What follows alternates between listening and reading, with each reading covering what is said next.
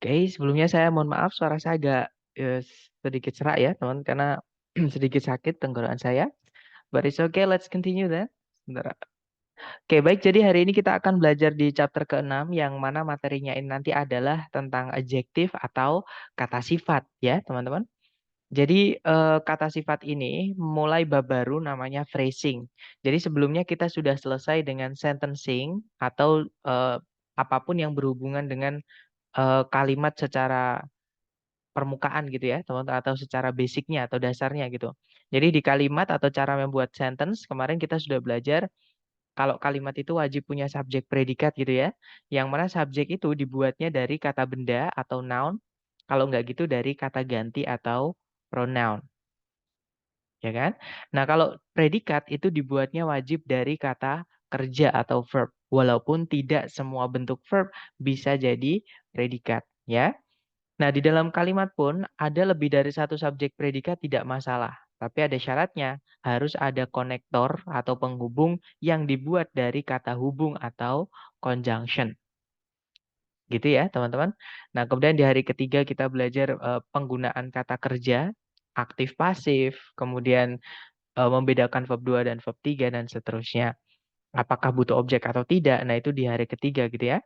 Nah, di hari keempat dan hari kelima kita belajar tentang bentuk kalimat yang agak unik atau agak berbeda gitu ya. Di hari keempat kita belajar inversi di balik subjek predikatnya. Di hari kelima kita belajar double komparatif, the more atau caranya kita bilang semakin semakin. Nah, hari ini kita mulai di chapter 6 nanti kita akan masuk bab yang namanya phrasing.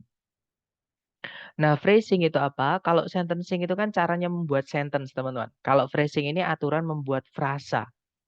Nah, frasa itu apa?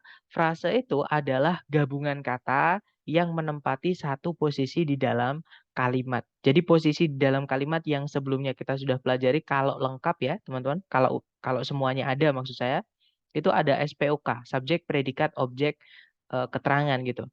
Nah, mungkin teman-teman pernah ada yang bertanya-tanya, subjek itu ternyata bisa panjang banget. Padahal subjek kan dibuatnya dari misalnya kata benda ya, teman-teman. Dan sebenarnya satu kata benda itu yang sebagai inti di subjeknya, itu bisa ditambah-tambahi sebelumnya, sesudahnya juga, sampai nabrak predikat. Predikat pun juga demikian, ada susunan namanya auxiliary verb.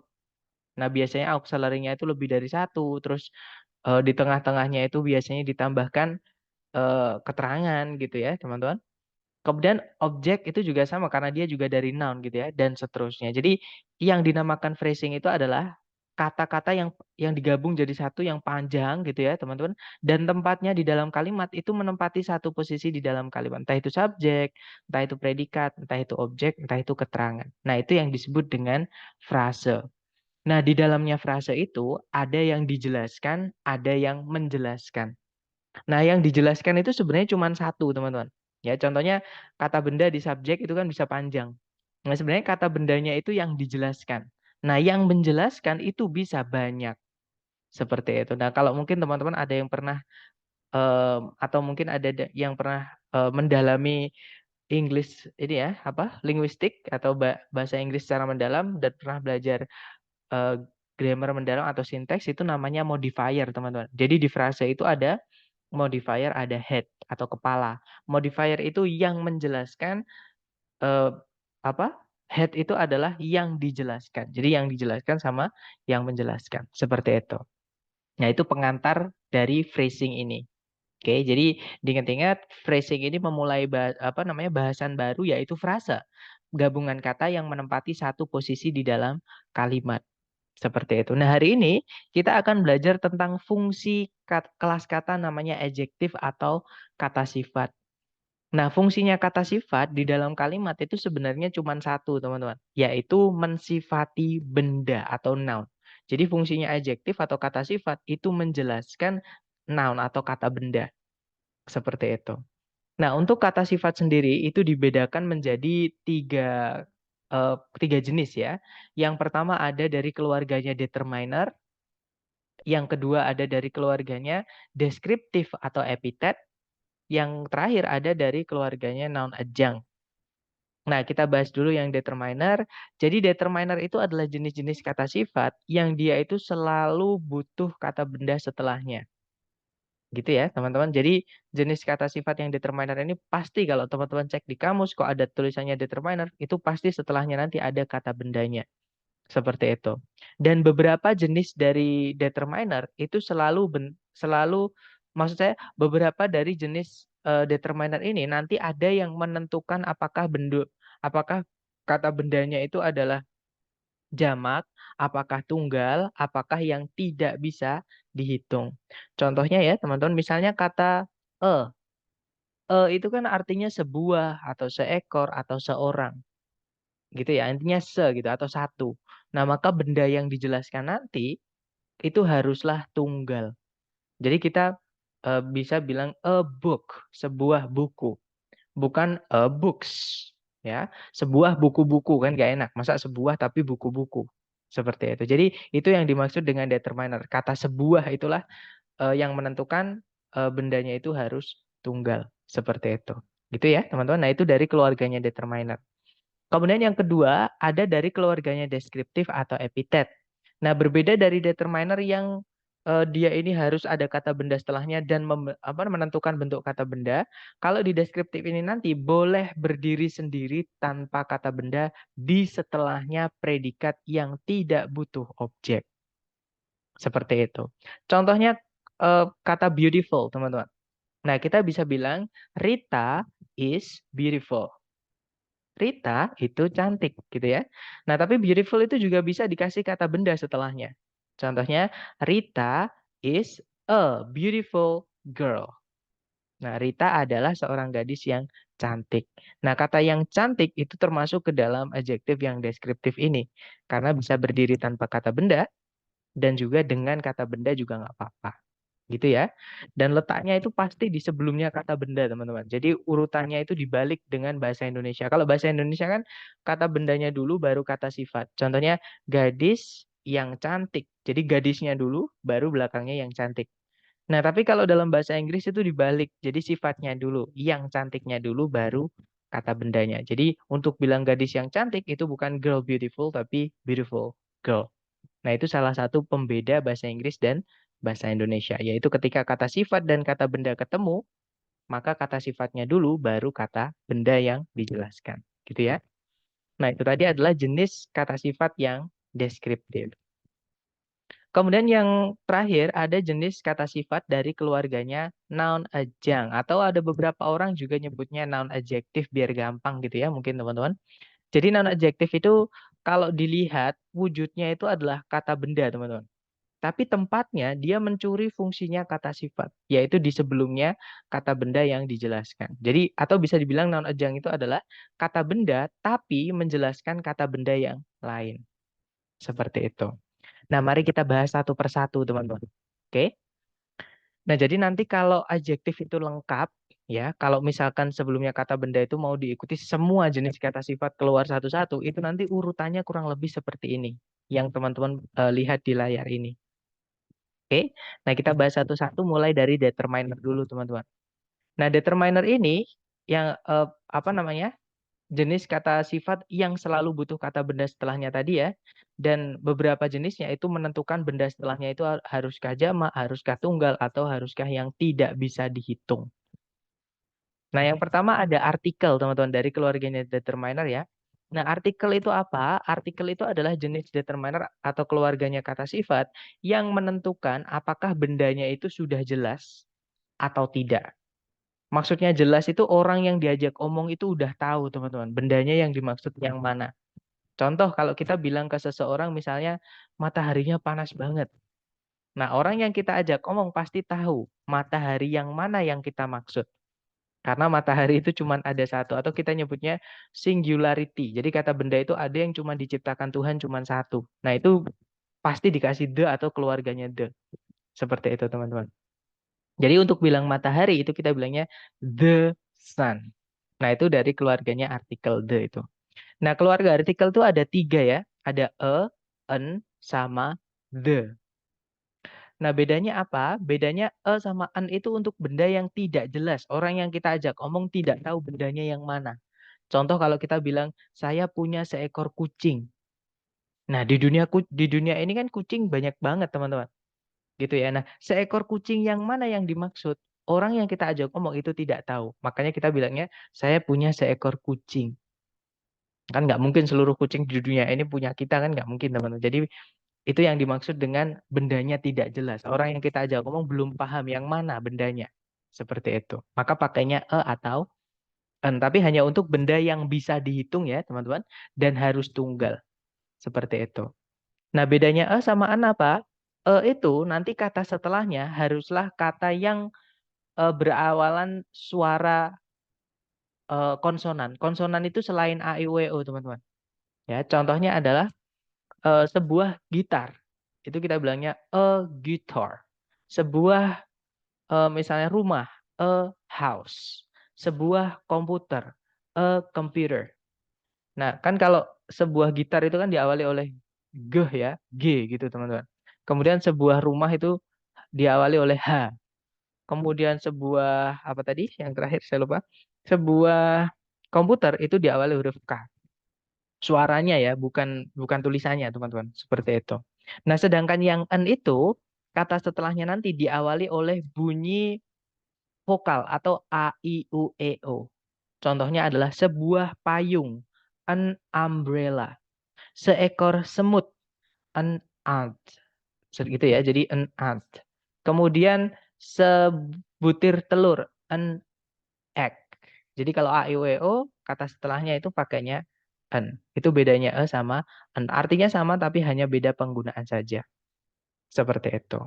Nah, kalau the itu boleh dipakai untuk semua jenis kata benda atau all common nouns. Common nouns itu benda umum, teman-teman. Contohnya rumah, kulkas, orang, guru, dan seterusnya. Nah, kalau nggak benda umum maksudnya gimana, Sir? Nah, kalau nama itu bukan benda umum, teman-teman. Gitu ya. Contohnya kita punya teman namanya Bagus. Nah, itu jangan dikasih the Bagus, itu nggak boleh, teman-teman. Karena nama bukan benda. Gitu ya. Kalau Bagus ya cuman dia aja. Maksudnya Bagus yang kita maksud itu cuman dia aja. Nggak ada Bagus yang kita maksud itu yang lain. Seperti itu. Mungkin ada orang lain namanya Bagus, cuman nggak boleh kita bilang sebuah bagus, nggak boleh, seorang bagus nggak boleh kalau dalam bahasa Inggris ya. Seperti itu, kecuali kalau marga. Kalau marga baru boleh. Mungkin teman-teman pernah dengar ada kartun di Amerika Serikat judulnya The Simpsons. Nah, itu maksudnya adalah keluarga dari marga Simpson. Nah, contohnya kalau saya misalnya saya punya contoh aja ya, teman-teman, saya punya eh, marga misalnya Abimanyu. Nah, itu kalau mau bilang para anggotanya marga Abimanyu itu kita bilangnya The Abimanyus. Seperti itu. Gimana? Mungkin ada yang ingin ditanyakan?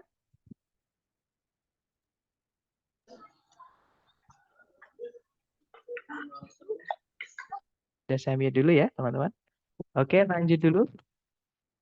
Oke, itu tadi adalah an, dan the yang mana termasuk ke dalam determiner yang artikel atau determiner yang menunjukkan apakah bendanya itu jelas atau tidak.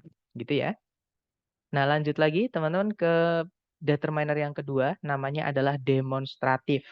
Nah, kalau artikel tadi jelas tidaknya, kalau demonstratif ini adalah jauh dekatnya bendanya. Apakah bendanya itu jauh, apakah bendanya itu dekat gitu ya. Nah, untuk demonstratif ini anggotanya ada 4, yaitu that, those, this, sama these. Nah, artinya kalau untuk bilang benda yang jauh itu kita pakainya yang itu, yaitu that sama those. Misalnya rumah itu, that house. Rumah-rumah itu, those houses. Seperti itu. Nah, kan jauh. Kalau saya bilang rumah itu, berarti rumahnya itu jauh dari saya yang ngomong gitu ya. Sedangkan kalau rumahnya dekat dari saya, kita bilangnya this house, rumah ini. Atau kalau rumah-rumah ini, these houses. Jadi ini tulisan dan bacaan memang beda ya, teman-teman. Maksudnya kebalik. Yang tulisannya pakai I bacanya E, yang tulisannya E bacanya I. Memang gitu kadang bahasa Inggris itu tulisan dan bacaan teman-teman udah pasti tahu lah. Contohnya one itu ya, one bacanya one gitu kan nggak jelas gitu. Tapi memang gitulah bahasa Inggris teman-teman. Jadi this ini itu untuk benda yang tunggal atau benda yang tidak bisa dihitung.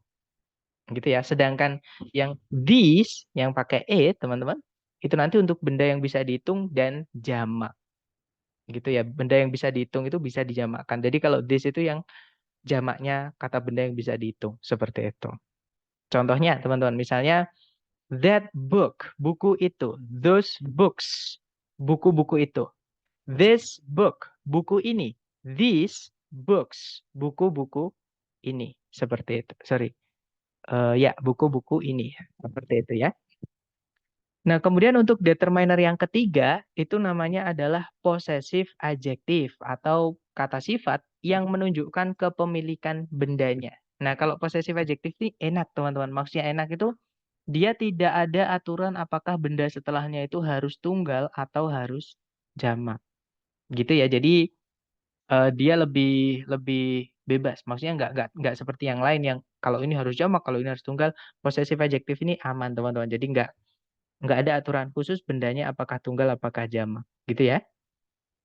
Nah, maksudnya possessive adjective atau kata sifat yang menunjukkan kepemilikan itu contohnya adalah his, her, its, their, others. Pokoknya kalau teman-teman menemukan ada s tanda petik, nah itu adalah kepemilikan untuk benda jamak ya. Atau ada benda atau nama terus ada tanda petik s-nya, itu sifat teman-teman, kepemilikan juga. Itu termasuk ke dalam adjektif miliknya yang possessive. Gitu ya. Contohnya misalnya bukunya Wawan itu kalau kita ganti jadinya his book. Rumah-rumahnya Rita, Rita's houses. Misalnya. Contohnya anak-anaknya Budi. Nanti kita bilangnya Budi's children. Seperti itu. Gitu ya, tulisannya nanti ada tanda petik S-nya. Itu bukan singkatan, karena di soal structure TOEFL itu tidak boleh ada yang disingkat. Sama ketika teman-teman nanti mengikuti tes IELTS misalnya, kemudian di writing-nya itu jangan disingkat ya, karena kalau ada yang disingkat itu mengurangi band teman-teman. Seperti itu. Nah, itu tadi adalah ketiga determiner pertama, teman-teman. Dan ketiga determiner pertama tadi yaitu artikel, kemudian demonstratif, kemudian posesif, itu kita hanya boleh memilih salah satu saja untuk menjelaskan satu kata benda. Ya, misalkan ada kata benda komputer. Nah, terus ada the sebelumnya. Nah, jangan dimasukkan yang lain lagi. Kalau sudah ada the, jangan ditambahkan yang lain selain the gitu ya. Misalkan kita nggak bisa bilang the my book, the my computer, my the computer itu nggak bisa. Atau the that computer itu nggak bisa teman. Jadi salah satu aja ya dari salah salah tiga ini. Maksudnya dari ketiga ini pilih salah satu aja untuk menjelaskan satu kata benda di dalam kalimat. Nah, kalau ada the lagi di dalam kalimat, tapi ada benda lagi, nggak apa-apa. Hasilkan bendanya beda ya dengan yang the sebelumnya tadi. Seperti itu. Nah, setelah kita masukkan salah satu dari tiga determiner di awal, kemudian mau kita masukkan determiner yang lain, nggak apa-apa, teman-teman. Lanjutannya ada namanya ordinal number atau angka yang menunjukkan urutan bendanya itu yang keberapa. Gitu ya. Contohnya ada yang pertama kali itu the first misalnya. Yang kedua kali the second. Yang ketiga kali the third. Yang paling awal atau yang pertama kali earliest. Yang berikutnya next. Yang terakhir last dan seterusnya gitu ya. Banyak teman-teman di ordinal. Nah, kalau ordinal ini mirip kayak posesif. Kata benda setelahnya itu boleh tunggal, boleh jamak. Gitu ya, teman-teman. Cuman kalau biasanya kalau first, earliest gitu-gitu biasanya diikutinya benda tunggal. Yang pertama kali kan biasanya yang nomor satu gitu ya. Yang satu orang yang mendahului sekali gitu atau penemunya gitu. Biasanya walaupun jamak juga nggak apa-apa, teman-teman. Kemudian berikutnya, selain angka yang menunjukkan urutan, ada juga angka yang menunjukkan jumlah atau nyebutnya cardinal number. Nah, kalau cardinal number ini nanti, ini baru menentukan bendanya harus tunggal atau jamak atau bahkan yang tidak bisa dihitung. Gitu ya. Jadi tergantung jenis katanya artinya apa. Contoh kalau artinya one. One kan artinya satu, teman-teman. Maka benda yang dijelaskan haruslah tunggal. Nah, namanya tunggal berarti bisa dihitung. Ya. Kalau no, no itu bebas teman-teman. Boleh yang bisa dihitung, boleh tidak gitu ya teman-teman. Tapi umumnya memang untuk benda yang tidak bisa dihitung. Tapi yang bisa dihitung juga nggak apa-apa. Jadi maksud saya umumnya itu yang lebih sering digunakan. Contohnya I have no time. Saya tidak punya waktu. I have no money. Nah time, money itu dia adalah kata benda yang tidak bisa dihitung. Seperti itu. Gitu ya. Kemudian ada two, itu artinya adalah dua, maka benda setelahnya harus bisa dihitung dan jamak. Both itu keduanya, maka benda setelahnya nanti harus eh, benda yang bisa dihitung dan harus dijamakkan ya, karena dua lebih dari satu, teman-teman. Kemudian ada all itu artinya semuanya atau semua. Nah, namanya kalau semua ini bebas, boleh diikuti benda yang bisa dihitung ataupun benda yang tidak bisa dihitung. Nah, tapi kalau bendanya setelahnya ini bisa dihitung, maka harus dijamakkan, teman-teman. Gitu ya. Tapi kalau bendanya nggak bisa dihitung, ya jangan dijamakkan. Karena nggak bisa dihitung itu nggak bisa dijamakkan, teman-teman. Seperti itu. Kemudian yang berikutnya ada most. Nah, sama dengan all, teman-teman. Most di sini artinya bukan yang paling ya. Most di sini artinya adalah sebagian besar atau hampir semua. Seperti itu. Nah, most itu kalau diikuti benda yang bisa dihitung harus jamak, atau kalau benda yang tidak bisa dihitung ya udah jangan dijamakkan karena tidak bisa dihitung. Gitu ya. Kemudian ada a number of. Nah, ini satu kata, teman-teman. Sama kayak a lot of. A lot of itu artinya banyak. Cuman bedanya kalau a lot of itu nanti bisa diikuti benda yang bisa dihitung harus jamak, atau benda yang tidak bisa dihitung. Jangan dijamakkan. Gitu ya. Nah, kalau number of ini artinya sejumlah. Benda setelahnya hanya bisa benda yang bisa dihitung dan juga harus jamak. Artinya number of itu sejumlah, teman-teman. Nah, an amount of itu juga artinya sejumlah, cuman dia untuk benda yang tidak bisa dihitung. Nah, kemudian few artinya sedikit, a few beberapa atau cukup gitu ya. Little sedikit, little itu beberapa atau cukup. Nah, bedanya apa few sama little, little sama a few sama a little? Bedanya adalah few sama a few itu untuk benda yang bisa dihitung, maka harus dijamakkan gitu ya. Sedangkan little sama a little untuk benda yang tidak bisa dihitung.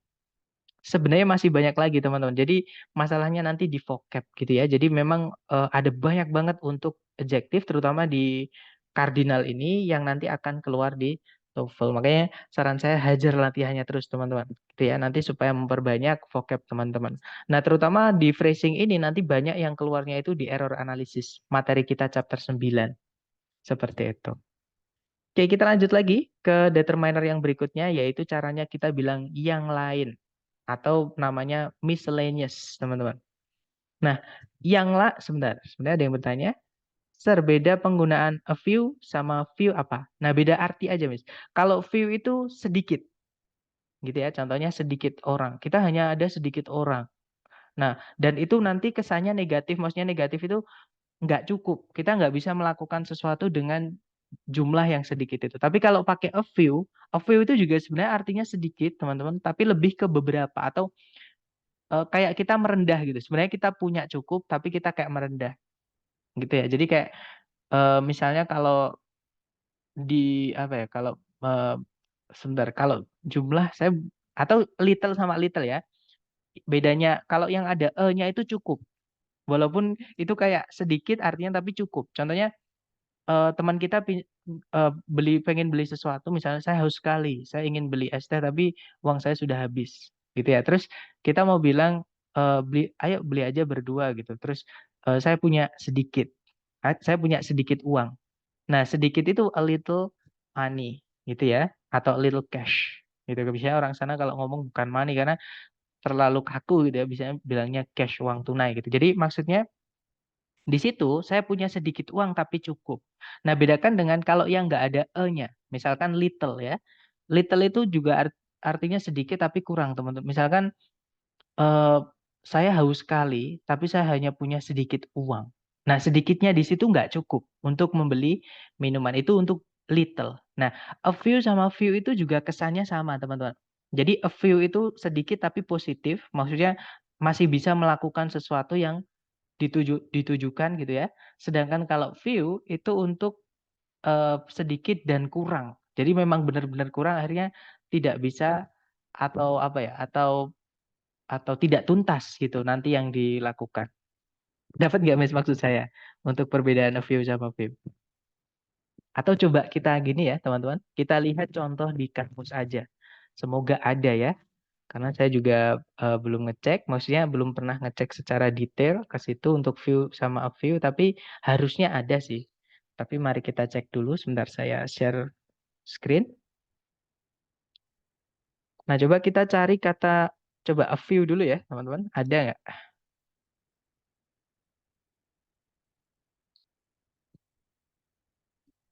A good few itu artinya sama dengan many, tapi kenapa ada good-nya ya? Sebentar, teman-teman. Atau coba cari view-nya aja ya. Karena memang kalau yang jadi satu gitu itu expression, teman-teman. Expression itu nggak bisa kita pisah satu-satu. Dia memiliki satu kesatuan makna seperti itu.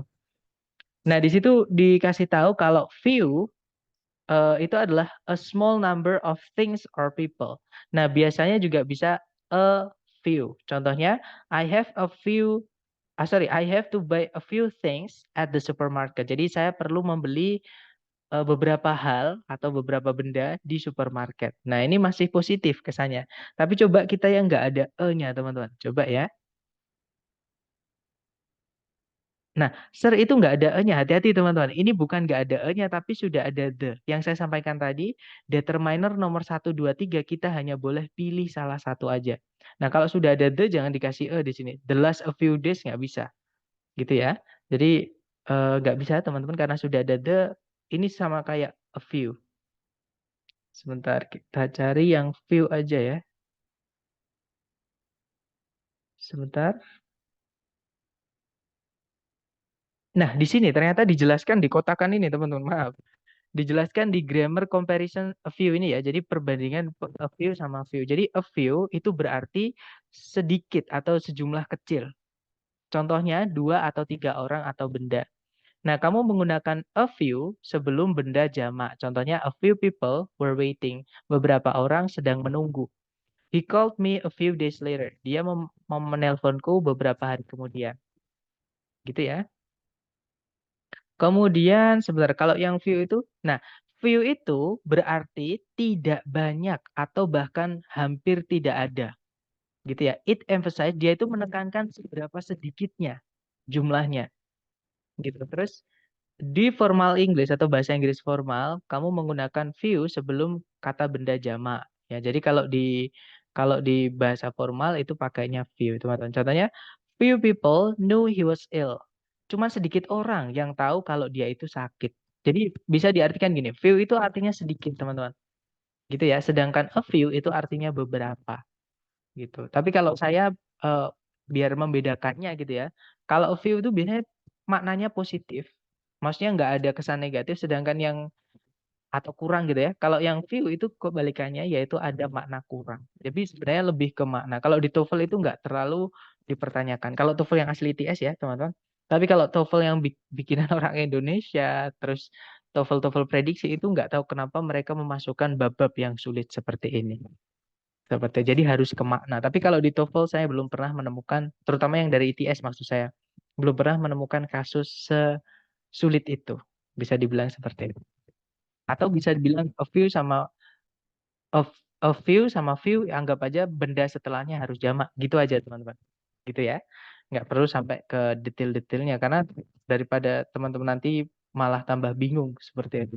Sama kayak kita ini eh, modal. Modal itu kan ada beberapa yang artinya sama, tapi derajatnya itu beda, teman. Atau presentasi apa ya bahasa Indonesia, presentasi misalkan nih bisa atau mungkin lah, mungkin itu bahasa Inggrisnya ada banyak. Kalau di modal itu kita bisa pakai can, bisa pakai may, bisa pakai might. Nah itu ada bedanya sebenarnya presentasenya. Nah tapi kalau di TOEFL teman-teman nggak perlu pelajari itu, karena yang penting teman-teman tahu modal diikuti verb satu. Seperti itu. Bahkan orang Inggris pun kalau teman-teman eh, tanyain itu ya perbedaannya can, may sama might yang orang Inggris biasa. Itu pasti mereka cuman, saya nggak pernah berpikir sejauh itu. Pasti tanya, pasti mereka bilang seperti itu. Karena mereka hanya hanya make aja, teman-teman. Nah, di TOEFL itu seperti itu. Nggak sedetail yang teman-teman bayangkan. Nah, yang berikutnya, kita lanjut ya ke minor yang berikutnya, itu caranya kita bilang yang lain. Nah, yang lain atau miscellaneous itu dalam bahasa Inggris untuk adjektif, ada yang dari jenis adjektif ya, karena ada juga yang dari jenis pronoun, teman-teman. Nah, jadi ini yang dari jenis adjektif. Ada 3, yaitu other, ada juga another, ada juga the other. Nah, ini sebenarnya artinya sama-sama yang lain, cuman penggunaannya beda. Bedanya adalah benda yang dijelaskan. Kalau other, benda yang dijelaskan itu haruslah benda jamak, berarti bisa dihitung ya. Atau benda yang tidak bisa dihitung juga boleh pakai other.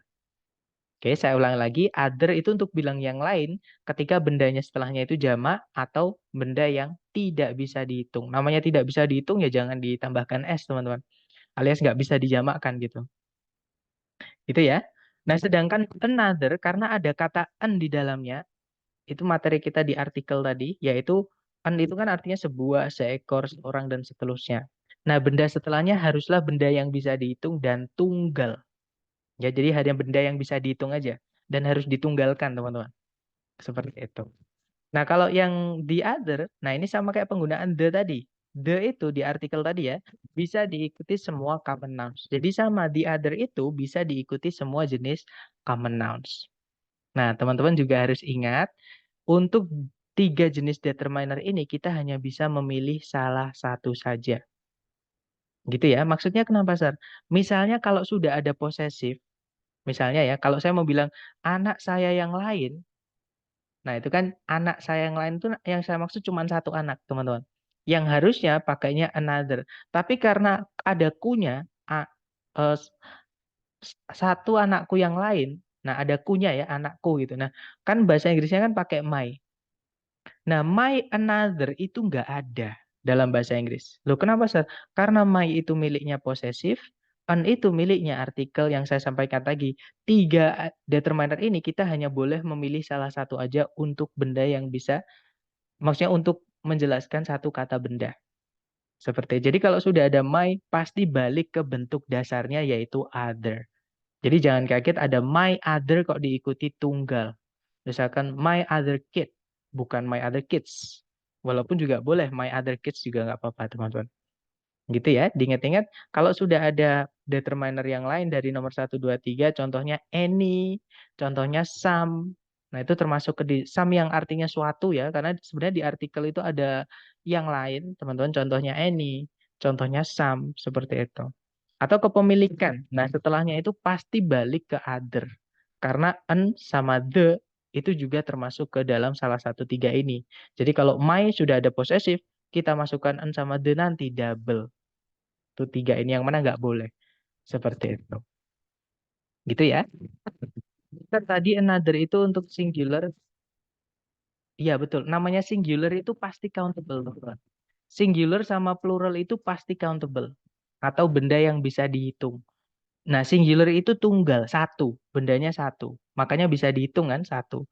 Nah, kalau misalkan plural atau jamak, itu dia juga countable, benda yang bisa dihitung. Namanya aja bisa dihitung, dijamakkan atau banyak gitu ya. Sedangkan benda yang tidak bisa dihitung, itu nggak ada singularnya. Nggak ada juga pluralnya. Gitu ya. Jadi kalau saya bilang misalkan singular, berarti itu bendanya pasti bisa dihitung. Kalau plural, berarti bendanya pasti bisa dihitung. Seperti itu.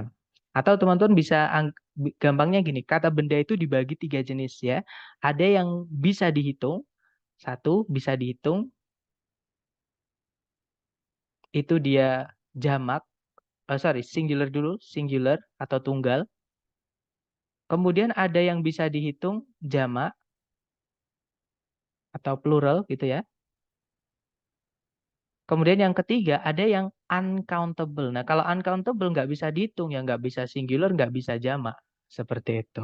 Atau hilangkan aja countable-countable-nya. Jadi singular, plural, sama uncountable. Seperti itu. Gitu ya, teman-teman. Nah, kalau other itu ada dua saja. Jadi other itu boleh diikuti kata benda yang tidak bisa dihitung, atau other itu juga bisa diikuti juga kata benda yang jamak atau plural. Otomatis bisa dihitung kalau plural, teman-teman. Maksudnya seperti itu. Bukan maksudnya uncountable itu nama lainnya adalah plural. Bukan, teman-teman. Itu beda. Seperti itu. Gitu ya. Nah, itu tadi adalah materi tentang determiner atau adjektif yang pertama, teman-teman. Nah, adjektif tadi kan ada tiga tuh. Nanti kalau lengkap seperti ini ya kan. Nah, kita bahas untuk adjektif yang kedua dari keluarganya deskriptif atau epitet. Atau jenis kata sifat yang tidak wajib dengan kata benda. Nah, tapi boleh diletakkan di sebelum kata benda atau dikasih kata benda setelahnya juga nggak apa-apa. Nah, deskriptif ini nanti tidak memerlukan bendanya harus ini, harus itu, tidak, teman-teman. Dia hanya menambahkan arti saja. Dan tempatnya nanti itu di setelahnya determiner kalau diletakkan di sebelum kata benda. Atau ketika dia menjelaskan sebelum kata benda. Gitu ya. Nah, untuk deskriptif atau epitet itu ada 8 kategori, teman-teman, yang sudah saya urutkan. Jadi ini sebenarnya sudah urut, teman-teman. Kalau ada semuanya misalnya ya, urutannya seperti ini. Oke. Nah, kita bahas yang miliknya deskriptif. Untuk yang pertama itu adalah kualitas atau karakter bendanya. Jadi bagaimana bendanya itu secara garis besar atau sifat utamanya seperti itu. Contohnya ada arid artinya kering sama dengan dry, teman-teman. Nah, untuk deskriptif ini banyak sekali sinonim. Gitu ya, misalnya large itu nanti ada large. Sebentar, kita urutin dulu ini dulu ya. Arid itu kering, dry misalnya seperti itu, teman-teman. Kemudian eksesif itu berlebihan, mungkin sama dengan redundant. Bedanya kalau eksesif itu belum belum tentu negatif gitu ya. Kalau redundant udah pasti negatif seperti itu. Kalau essential itu artinya penting, sama kayak important, sama kayak vital, critical. Eh, banyak teman-teman sinonim dari important, yaitu salah satunya essential. Accurate itu akurat, sama dengan precise, sama dengan correct, gitu ya. Kemudian ada brittle, artinya lapuk atau rapuh, sama kayak fragile. Kemudian distinct itu jauh. Sorry, maaf. Distinct itu berbeda, sama dengan different, teman-teman. Sama dengan distinctive. Sama ya, itu artinya berbeda. Jadi di deskriptif ini banyak sekali sinonim nanti. Nah, setelah quality atau karakter bendanya, jadi bagaimana benda itu secara garis besar atau secara umum. Nah, kemudian lanjut ke size atau ukuran bendanya. Jadi seberapa besarkah benda itu? Contohnya ada tiny, sangat kecil, itu sama dengan minute. Tulisannya minute, sama dengan menit itu ya, teman-teman. Menit itu kalau kata bendanya adalah menit. Jadi apa namanya? Satuan waktu. Tapi minute itu kalau kata sifat artinya sangat kecil. Sama kayak minuscule. Nah, mungkin teman-teman kalau pernah belajar IELTS atau mungkin sedang belajar IELTS, mungkin sering menemukan kata-kata seperti itu. Gitu ya. Kemudian ada massive, artinya besar, sama kayak large, sama kayak big, sama kayak enormous. Banyak teman-teman sinonim dari massive. Kemudian ada microscopic, ya, artinya mikroskopis, ya, sama dengan tiny tadi ya. Kemudian ada wide, luas atau lebar, tall, tinggi, gitu ya, dan masih banyak lagi, teman-teman. Berikutnya ada age atau temperature. Age itu umur bendanya. Nah, misalnya old, tua. Modern, modern. Ancient sama archaic itu artinya sama, yaitu kuno atau apa ya? Eh iya, kuno gitu ya. Kemudian new itu artinya baru, classic artinya klasik.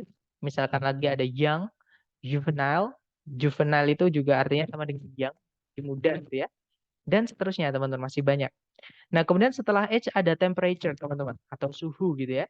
Contohnya adalah warm, hangat, cold, dingin, cool, sejuk, hot, panas, dan masih banyak lagi. Jadi suhu bendanya bagaimana. Nah, setelah age atau temperature, kalau kita mau masukkan keluarga dari deskriptif, ada urutan berikutnya yaitu participle. Nah, participle itu adalah kata sifat atau adjektif, tapi dibuat dari kata kerja. Yaitu kata kerja verb ing dan verb 3, tergantung aktif atau pasif, teman-teman. Nah, nanti yang verb ing namanya present participle, artinya yang me.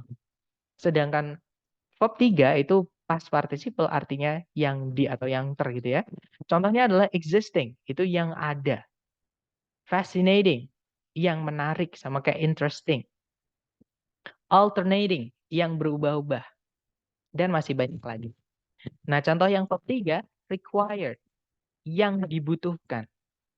Intended, yang disengaja atau yang diniatkan, gitu ya.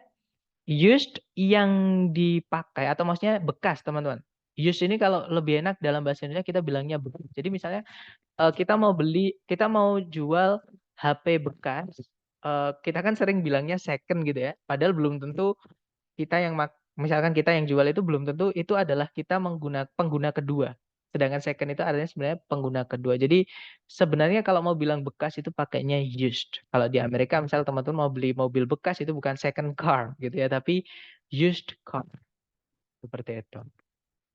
Dan masih banyak lagi teman-teman. Kemudian berikutnya setelah participle itu ada lagi namanya shape atau bentuk bendanya bagaimana.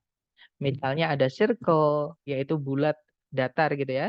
Pipih kayak disk gitu teman-teman. Flat itu datar. Round itu bulat yang berbentuk 3 dimensi atau bola. Concave itu cekung. Convex, cembung, dan masih banyak lagi teman-teman. Kemudian ada lagi color atau warna bendanya itu bagaimana? Apa warna bendanya gitu ya. Contohnya ada purple, ini bacanya ya, purple, bukan purple. Bukan teman-teman, karena sering banget kayak penyu itu bacanya bukan turtle, tapi turtle, pakai e. Nah ini bacanya purple, artinya ungu. Vibrant, artinya berwarna-warni, sama dengan colorful. Colorless artinya tidak berwarna. Reddish. Nah, kalau ada ish-ishnya itu ke merah ke-an nanti. Misalkan kalau reddish itu ke merah-merahan. Yellowish ke kuning-kuningan. Bluish ke biru-biruan. Purplish ke saya jadi ke bawah teman-teman. Purplish teman. Purplish gitu ya. Artinya ke ungu-unguan dan masih banyak lagi. Maaf teman-teman. Nah, itu tadi color. Kemudian berikutnya ada origin atau location. Origin atau location itu benda itu dibuatnya di mana atau dari mana benda itu berasal atau berada gitu ya.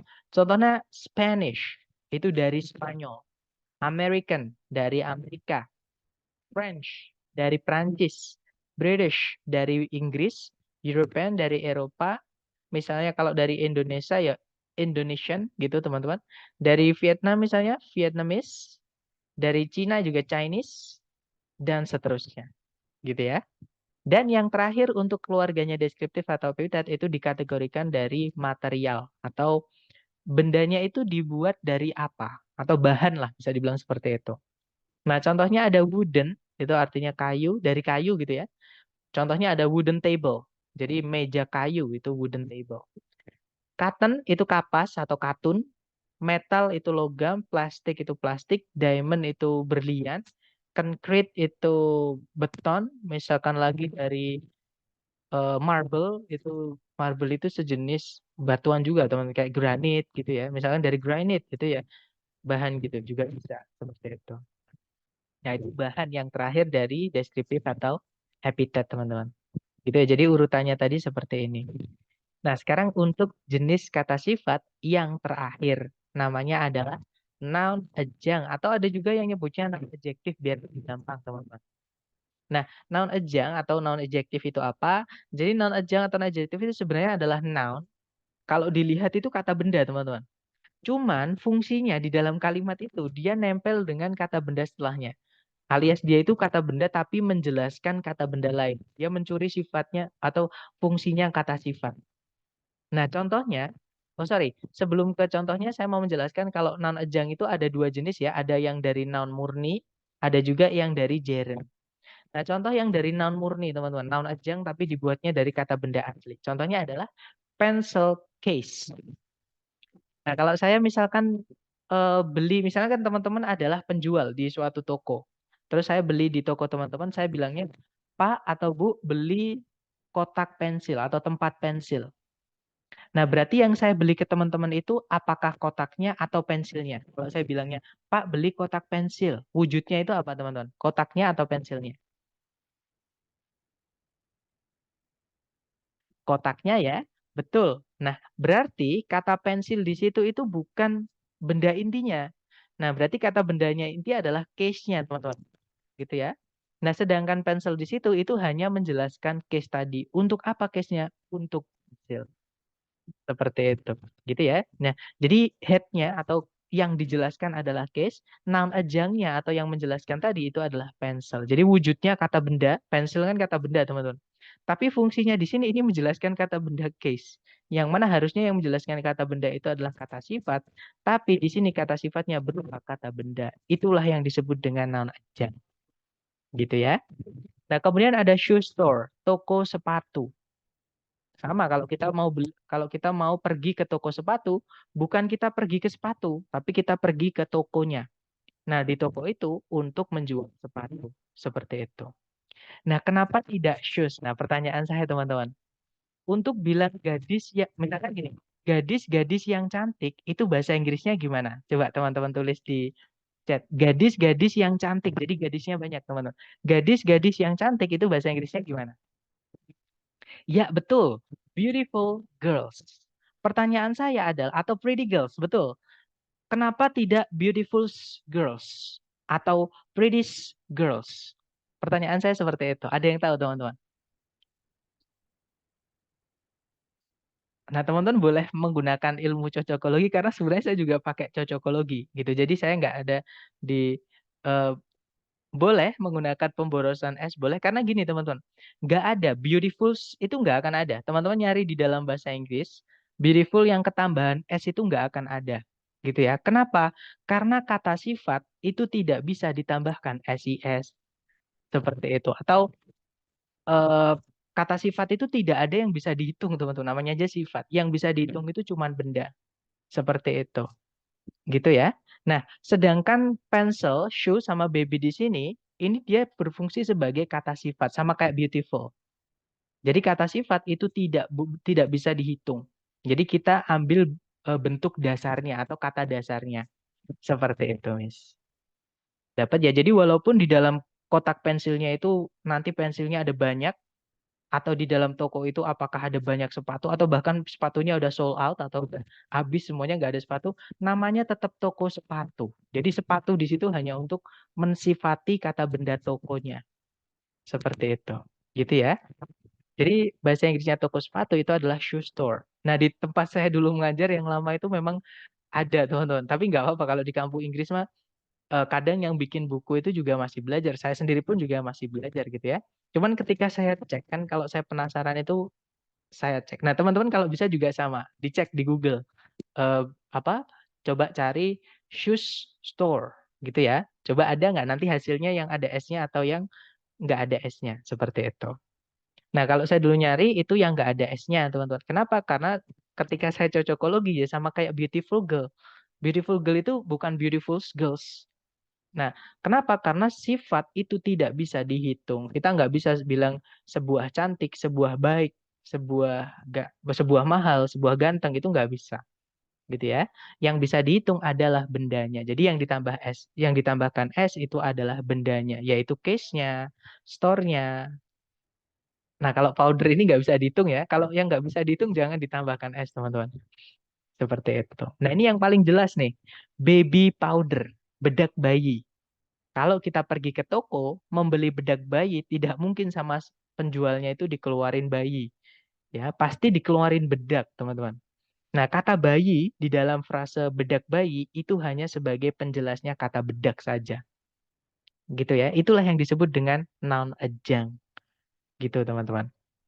Atau kalau teman-teman melihat ada benda-benda, itu benda intinya itu yang kedua atau yang terakhir lah, yang paling belakang seperti itu. Karena noun adjunct itu bisa muncul lebih dari satu, teman-teman. Gitu ya. Contohnya yang gimana, Sir? Contohnya di hari pertama, teman-teman masih ingat ada coconut waste briquettes. Coconut waste briquettes. Nah, itu ada dua kata benda sebelum kata benda inti yaitu briquettes, ya. Coconut sama waste itu dua kata benda. Jadi noun adjunct itu lebih dari satu nggak apa-apa, teman-teman. Gitu ya. Intinya menyampaikan ide yang diinginkan lah seperti. Jadi bahasa Inggris itu nggak harus eh, grammarnya ini harus ini tidak teman-teman. Jadi ada yang lebih penting daripada grammar yaitu vocab. Makanya di awal saya sampaikan perbanyak vocabnya teman-teman. Grammar bisa ngikut vocab kok gitu. Contohnya adjektif ini ya, adjektif ini juga bagian grammar tapi penggunaannya pun adalah mengikuti maknanya atau mengikuti vocabnya. Seperti itu. Nah, kemudian untuk noun adjunct yang sebentar. Mister minta contoh kalimat yang terdiri dari semua deskriptif. Nah, ini belum saya siapkan nanti ya atau karena gini teman-teman jarang sekali bahkan saya belum pernah menemukan kata yang semuanya muncul ada itu saya belum pernah tapi nanti saya carikan gitu ya karena saya dulu pernah nemu dari buku juga teman-teman. Dan sepertinya nggak tahu bukunya masih di saya atau karena kita di kampung Inggris sering pinjam-pinjaman buku teman-teman dan buku saya tuh sering dipinjem banyak yang apa ya mereka pulang ke rumah masing-masing kan kebanyakan di kampung Inggris ini bukan dari kampung Inggris asli. Nah kadang bukunya ke bawah gitu. Tapi nanti saya coba carikan gitu ya. Kalau sekarang juga bingung teman-teman menentukan kalau semuanya harus ada ininya Jarang teman-teman ada semuanya. Paling banyak berapa adjektif di TOEFL, Sir? Paling banyak itu sebenarnya sedikit ya kalau adjektif aja teman-teman. Cuman adjektif ini bisa ditambahin lagi dengan kata keterangan.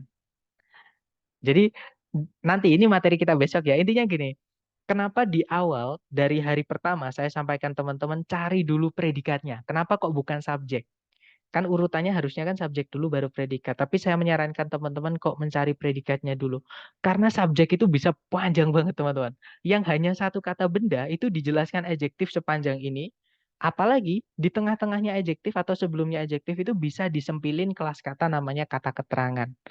Nah, itu alasan kenapa saya selalu sarankan ke teman-teman cari dulu predikat supaya pencarian subjek kita lebih mudah. Jadi lebih sempit pencariannya. Apa namanya ke belakangnya predikat atau sebelumnya predikat. Sebelumnya titik-titik. Biasanya kalau belum ada predikat ya sebelumnya titik-titik. Itu lebih gampang.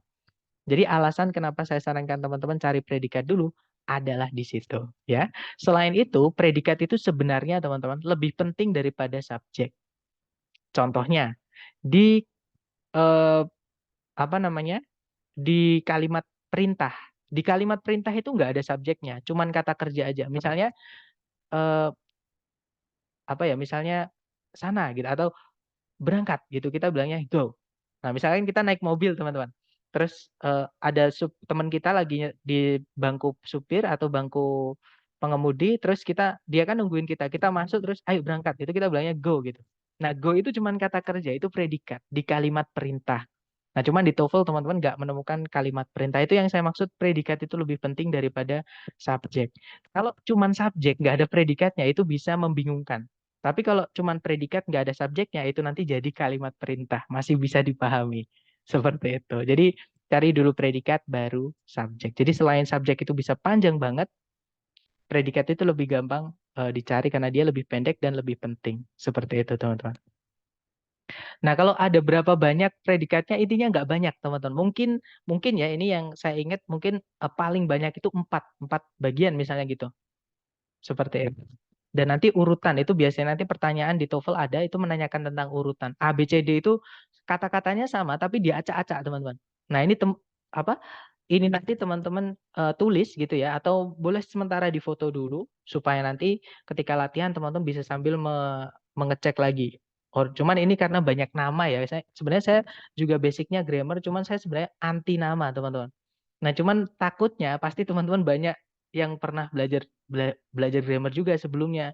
Nah, itu pasti tutornya nyebutin banyak nama present continuous, past continuous, participle phrase dan sebagainya. Itu sebenarnya saya paling anti gitu. Jadi contohnya kalau saya mau menjelaskan tenses, mau bilang simple present, saya gampang aja bilangnya, ayo kita bikin fakta dalam bahasa Inggris. Jadi fakta dalam bahasa Inggris itu sebenarnya itu adalah simple present itu, teman-teman gitu. Tapi ya itulah karena di Indonesia lebih senang guru itu lebih senang dianggap wah gitu ya. Banyak nggak, saya nggak bilang semua guru. Banyak yang bilang kayak kalau saya ngomong dengan nama yang tinggi-tinggi itu saya terdengar wah, terdengar pintar gitu. Padahal murid atau membernya belum tentu paham kalau namanya tinggi-tinggi gitu ya. Nah, itu yang saya sebenarnya berusaha untuk eh, usahakan, tapi karena kalau saya tulis jelas atau tidaknya itu nanti panjang banget, teman-teman. Nah, nanti saran saya sambil teman-teman mencatat gitu ya. Jadi dicatat di bukunya. Soal yang sering muncul di TOEFL, Sir. Maksudnya yang sering sudah saya jelaskan kemarin, Miss. Jadi yang paling sering keluar muncul itu chapter 1, chapter 2, chapter 3, dan chapter 10, teman-teman. Gitu ya. Nah, untuk chapter 4 itu biasanya pasti keluar. Jadi setiap tes itu saya masih ingat pasti keluar cuman satu soal kadang. Jadi inversi itu pasti satu soal. Kalau double komparatif saya tidak sarankan pelajari karena eh, selama sejauh ini saya belum pernah menanyakan maksudnya menemukan tes asli ITS yang TOEFL ITP yang buat LPDP itu ya yang menanyakan tentang kasus double komparatif. Tapi nggak ada salahnya untuk mempelajari itu kan dan double komparatif kan cukup gampang ya teman-teman. Takutnya kenapa kok kayak saya bilang gitu, takutnya nanti malah justru pas waktu teman-teman malah keluar takutnya gitu aja. Jadi dipelajari nggak apa-apa tapi nggak saya sarankan gitu ya. Jadi PR saya nanti adalah mencarikan mungkin susunan yang ada lengkap ininya. Quality, karakter, size, dan seterusnya ini. Seperti itu. Lanjut ya, teman-teman. Nah, nanti, sorry, tadi noun adjunct itu kan ada yang dari noun asli. Ada juga dari noun yang gerund. Gerund itu verb ing, tapi fungsinya noun, teman-teman. Oke, nanti kalau diartikan ada untuknya biasanya. Contohnya, drawing pen. Pena lukis atau pena untuk lukis atau pena untuk gambar. Running shoes, sepatu lari, bukan sepatu yang lari, sepatu nggak bisa lari sendiri teman-teman gitu ya. Nah tapi sepatu untuk lari, sama kayak sewing machine, mesin jahit. Mesin jahit itu mesin untuk menjahit, bukan mesin yang menjahit. Masa mesin bisa menjahit sendiri kan nggak bisa teman-teman. Gitu ya. Jadi bedanya gerund sama participle yang verb ing. Karena participle kan juga ada verb ing-nya tadi. Nanti di pengertiannya sama urutannya ya. Jadi participle dulu baru gerund. Kalau ada participle sama gerund. Nanti kalau participle-nya diartikan yang verb ing-nya. Kalau gerund artinya untuk seperti itu. Nah, itu tadi adalah materi tentang adjektif. Teman-teman memang banyak ya, tapi trust me, jangan hafalan, teman-teman. Ditulis aja. Nanti teman-teman sering latihan sambil buka catatan teman-teman sendiri. Itu akan hafal sendiri di luar kepala. Seperti itu. Nah, sekarang kita coba ke contoh soalnya. Nah, ini contoh soal pertama. Caranya sama. Teman-teman cari predikat dulu. Saya nggak akan bosan-bosan mengulangi itu. Jadi tahapannya. Dan kalau teman-teman udah di luar kepala lupa. Kalau nggak dipraktekin pasti lupa teman-teman. Jadi ingat-ingat ini ya, apa namanya yang saya sampaikan ke teman-teman. Kalau teman-teman nggak praktek, nggak latihan, mungkin nggak ditulis seperti yang saya ucapkan, trust me, pasti lupa. Gitu ya. Tapi kalau teman-teman sering latihan, bahkan sebelum tes itu hajar latihan terus, gitu ya. Tanpa mengingat pun akan keluar sendiri. Misalkan nih, contohnya mencari predikat. Oh ada ed-nya, ada objeknya. Tek, itu nanti teman-teman akan langsung tahu, oh itu berarti verb 2. Sebelumnya tidak ada kata kerja yang butuh objek. Oh iya, berarti ini verb 2. Sip gitu. Jadi kayak otomatis gitu, teman-teman. Nah, cuman itu harus dilatih, gitu ya, teman-teman. Kalau menentukan predikat itu kita harus tahu arti katanya juga ya. Terkadang masih bingung menentukan predikat. Sebenarnya tidak harus. Contohnya tadi ya ada ed. Misalkan teman-teman nggak tahu rasnya apa, ada ed. Oh berarti, oh ini kan ada objeknya. Kalau ada objeknya, kata Mr. P nggak mungkin ini pasif, misalnya gitu ya. Karena pasif tidak boleh punya objek. Tapi teman-teman harus cek dulu sebelumnya itu ada yang butuh objek atau tidak. Oh ternyata nggak ada, ya udah berarti inilah yang butuh objek ini. Alias ini tuh objeknya ini. Gitu ya teman-teman. Berarti ini adalah verb 2. Nah caranya seperti itu. Jadi eh, yang saya maksud dengan insting atau di luar kepala tanpa harus mikir lama dengan sering-sering latihan. Udah teman-teman udah sering-sering bingung nih. Sering-sering bingung, kemudian bingung terjawab, lama-lama ketika tes bingung itu sudah.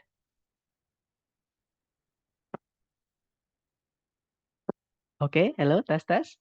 Mohon maaf teman-teman ada sedikit masalah dengan koneksi saya tadi ya. Mohon maaf. Nah, jadi saya ulangi lagi, yang saya maksud di luar kepala tadi jadi enak, itu karena sering-sering latihan. Ketika latihan pasti teman-teman menemukan kasus baru itu pasti. Gitu ya. Nah, ketika nemu kasus baru, salah satu kali nggak apa-apa, dua kali nggak apa-apa, tiga kali nggak apa-apa. Bahkan sering-sering menemukan itu, sekali salah benar, nanti lama-lama akan hafal sendiri teman-teman. Oh ini kemarin aku salah, harusnya gini.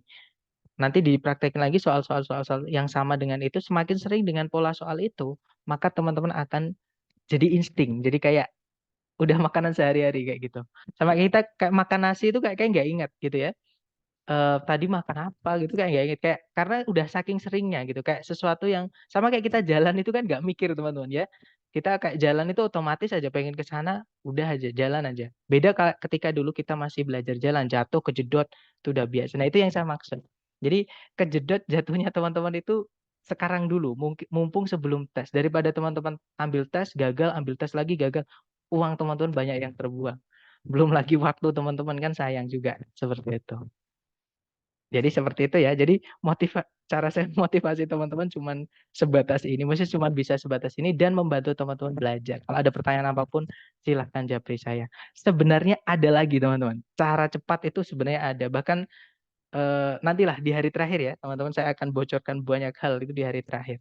Kenapa saya bisa dapat soal-soal asli TS gitu ya. Bagaimana saya bisa tes misalkan beda 2 hari padahal aturannya di di ITS itu selisih harinya itu harus 2 minggu. Jadi kalau sudah jangan terakhir, Sir. Kalau di tengah-tengah saya takutnya teman-teman nanti motivasinya drop. Jadi ada alasan gitu. Jadi biar teman-teman itu semangat dulu. Intinya hajar latihan dulu. Terus kenapa juga saya ngasih teman-teman jawaban yang dari lembaga yang buat teman-teman yang semangat. Karena saya berusaha menghargai proses belajar teman-teman. Gitu ya. Tapi kalau nanti mentok, pasti ada solusi. Tapi nanti ya di akhir teman-teman. Jangan sekarang. Kalau sekarang nanti teman-teman jadi kayak apa ya? Kayak takutnya kayak kalau bahasa Jawanya itu ngentengkan, teman-teman, ngenteng nih, gitu. Apa bahasa Indonesia? Kayak menggampangkan gitu ya. 2 minggu lagi mau tes ulang. Apakah yang dari ITS, Miss? Intinya semangat ya. Pokoknya buat teman-teman yang mau tes, hajar aja, nggak apa-apa. Tapi sebelum tes, saran saya latihannya juga jangan dikasih kendor. Karena dari situ nanti teman-teman akan kemungkinan menemukan variasi yang akan keluar di tes TOEFL. Apalagi yang saya sampaikan ke teman-teman tadi, ada 27 soal ITS yang saya punya, teman-teman. Dan saya tidak pernah berhenti mengcloning soalnya. Jadi saya cloning, cara mengerjakannya sama, vocabnya pun nggak saya jauh-jauhkan dari situ.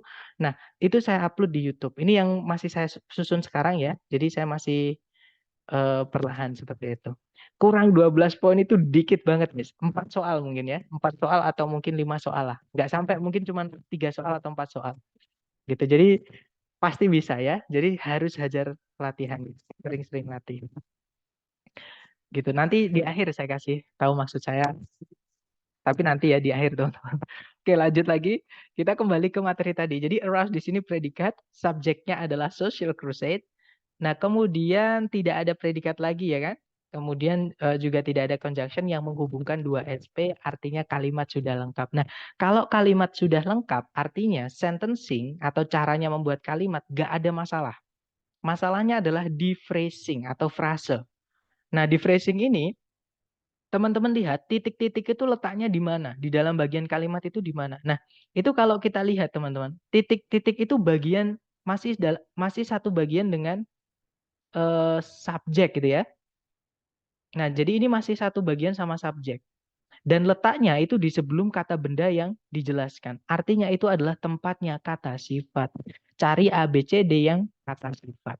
Nah, di ABCD itu kebetulan kata sifat cuma satu, yaitu yang alfa. Jadi jawabannya yang ini bukan no yang artinya tidak ya, teman-teman. Karena kalau no yang artinya tidak untuk menjawab pertanyaan itu adalah keterangan atau adverb. Nah, tapi no di sini adalah adjektif. Dia menjelaskan jumlah dari benda crusade-nya atau perjuangannya di sini. Gitu ya, teman-teman. Nah, kalau yang Bravo sama yang Delta itu salah kenapa? Karena mereka adalah kata ganti atau pronoun. Nah, pronoun itu hanya bisa menjadi subjek atau objek. Nah, kalau kita masukkan di titik-titik di sini, subjeknya nanti double ada kata benda crusade sama kata ganti nothing atau none. Nggak bisa, teman-teman. Nah, kalau yang Charlie, ini materi kita besok ya. Kita tahan dulu. Intinya, kita tidak butuh keterangan, teman-teman. Karena itu tempatnya kata sifat. Gitu ya. Besok kita pelajari keterangan di hari ke-7. Maksudnya hari Senin berarti. Nah, ini kalau kita baca, no social crusade aroused Elizabeth Williams' enthusiasm more than the expansion of the educational facilities for immigrants to the United States. Jadi, tak satu pun perjuangan sosial membangkitkan antusiasmenya Elizabeth Williams lebih banyak daripada ekspansi dari fasilitas pendidikan bagi para imigran yang pergi ke Amerika Serikat. Seperti itu. Sir, bedanya none dan nothing apa? Nah, ini pertanyaan bagus. Nothing itu ada kata thing-nya gitu ya, teman-teman. Nothing itu untuk benda selain manusia. Gitu ya. Sedangkan none itu bebas, teman-teman. None itu bisa untuk manusia. Jadi ini gantinya nobody atau no one ya. Nobody atau no one itu tak seorang pun. Nah, none itu juga bisa diartikan tak seorang pun, teman-teman. Gitu ya. Nah, non ini juga bisa diartikan nothing juga. Jadi tak satu pun benda atau tak satu pun gitu ya. Maksudnya seperti itu. Nah, tapi kalau nothing itu hanya untuk benda selain manusia. Jadi bedanya di situ hanya non itu boleh manusia ataupun selain manusia. Kalau nothing itu hanya untuk selain manusia seperti itu. Kan pronoun atau kata ganti kan menggantikan benda ya, teman-teman. Contohnya he, dia laki-laki. Itu menggantikan benda orang laki-laki nggak mungkin bolpen misalnya kita ganti dengan he itu nggak mungkin seperti itu. Tapi kalau hewan masih kemungkinan teman-teman Karena hewan itu masih ada jantan, masih ada betina. Gitu ya. Misalkan kalau teman-teman membahas tentang gajah nih, teksnya biasanya di reading ya, membahas tentang gajah, ada istilah namanya matriark. Matriark itu adalah gajah betina yang paling tua yang dijadikan pemimpin di kawanan gajah. Nah, itu biasanya diganti dengan kata ganti she, teman-teman. Padahal itu gajah. Jadi nggak apa-apa. She itu bukan cuma untuk manusia. Buat binatang juga boleh yang kita sudah tahu cewek cowoknya. Seperti itu. Tapi kalau belum tahu pakainya it gitu ya. Nah, itu tadi bedanya nothing sama non. Nothing untuk benda selain manusia, non itu untuk manusia boleh. Untuk benda selain manusia juga boleh. Seperti itu. Oke, lanjut lagi ke nomor berikutnya, teman-teman. Nah, caranya sama, dicari predikat dulu. Di situ ada auxiliary verb can achieve ya. Nah, di sebelumnya itu memang ada kata benda greyhound, tapi bukan itu subjeknya, teman-teman. Loh, kenapa, Sir? Itu kan kata benda, tempatnya di sebelumnya predikat. Kenapa nggak bisa jadi subjek? Kalau teman-teman perhatikan, di sini ada tanda kecil, namanya koma itu ya. Nah, koma itu menambahkan informasi tambahan. Sedangkan subjek predikat itu bukan informasi tambahan. Itu informasi inti atau penting, teman-teman. Ya, jadi nggak boleh subjek predikat dipisah satu koma. Nah, kalau dua koma malah boleh, teman-teman. Nah, informasi yang diapit dua koma itu namanya apositif. Nanti kita bahas di hari ke-10 ya. Jadi apositif itu makanan apa sih? Gimana dia bisa jadi informasi tambah di dalam kalimat. Nah, nanti di hari ke-10 ya, teman-teman. Intinya yang sekarang teman-teman perlu ketahui adalah subjek predikat tidak boleh dipisah satu koma, kalau dua koma malah boleh. Atau tiga juga boleh. Intinya lebih dari satu gitu ya. Nah, berarti di pilihan A, B, C, D carikan koma satu lagi. Di pilihan ganda yang ada komanya cuma satu, yaitu yang delta. Jadi jawabannya yang delta, teman-teman. Nanti kalau dibaca, the fastest dog, the greyhound, can achieve speeds up to 36 miles per hour. Ini kalau diartikan boleh dihilangkan the greyhound. Jadi kita boleh bilang jenis anjing tercepat yang dinamakan greyhound bisa mencapai kecepatan hingga 36 mil per jam. Atau jenis anjing tercepat bisa mencapai kecepatan 36 mil per jam. Informasinya tetap tidak berubah. Hanya saja ada informasi tambahan yaitu nama dari jenis anjing tercepat yaitu greyhound, teman-teman. Seperti itu. Oke, kemudian contoh ketiga, caranya sama, teman-teman. Cari predikat dulu, di situ ada is ya. Subjeknya di depan sendiri itu ada the Wilmington Oil Field. Kemudian tidak ada predikat lagi, juga nggak ada conjunction yang menghubungkan dua subjek, dua predikat. Nah, berarti sentencing sudah nggak ada masalah, teman-teman. Masalahnya berarti di phrasing, gitu ya.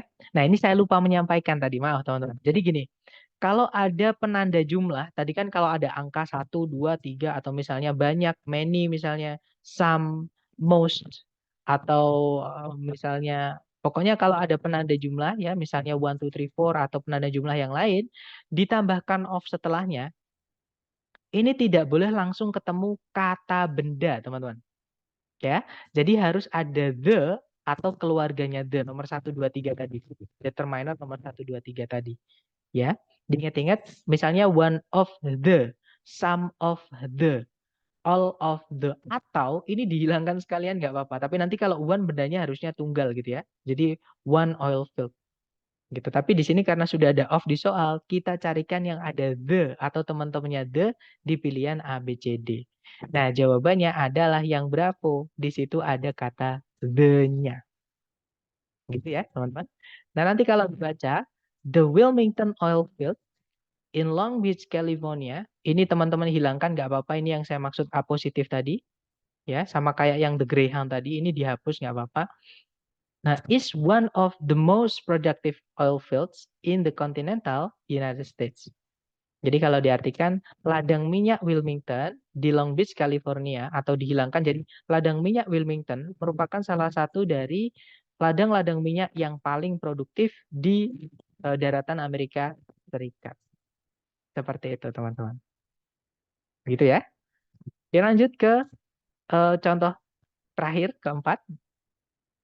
Caranya cari predikat dulu, di situ ada results. Subjeknya adalah a federal type, teman-teman.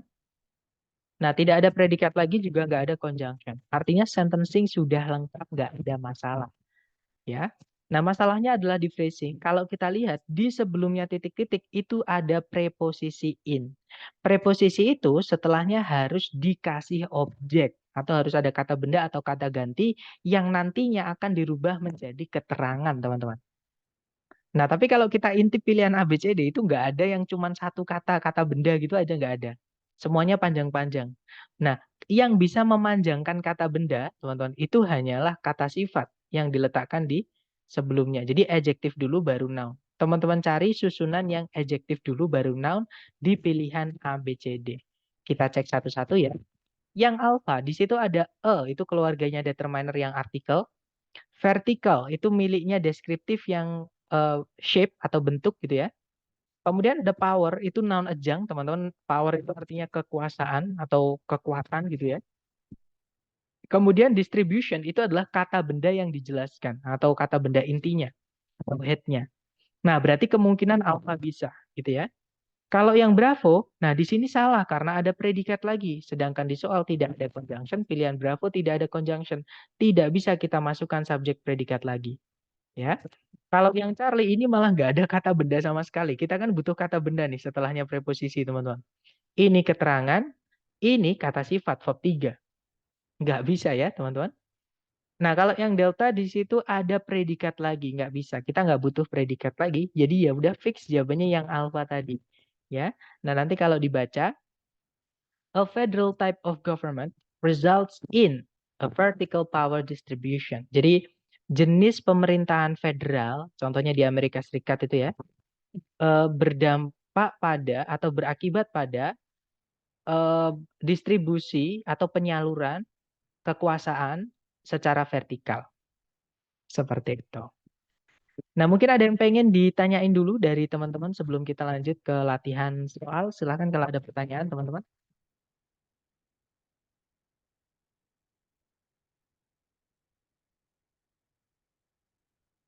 Aman ya. Mari kita lihat kesulitan teman-teman di latihan soal. Nanti kalau teman-teman ada pertanyaan, ketika menemukan kesulitan dari mengerjakan soal, boleh ditanyakan ya. Intinya latihan dulu, jangan takut salah teman-teman. Di sini ada satu soal, waktunya 30 detik, dimulai dari sekarang. Silahkan.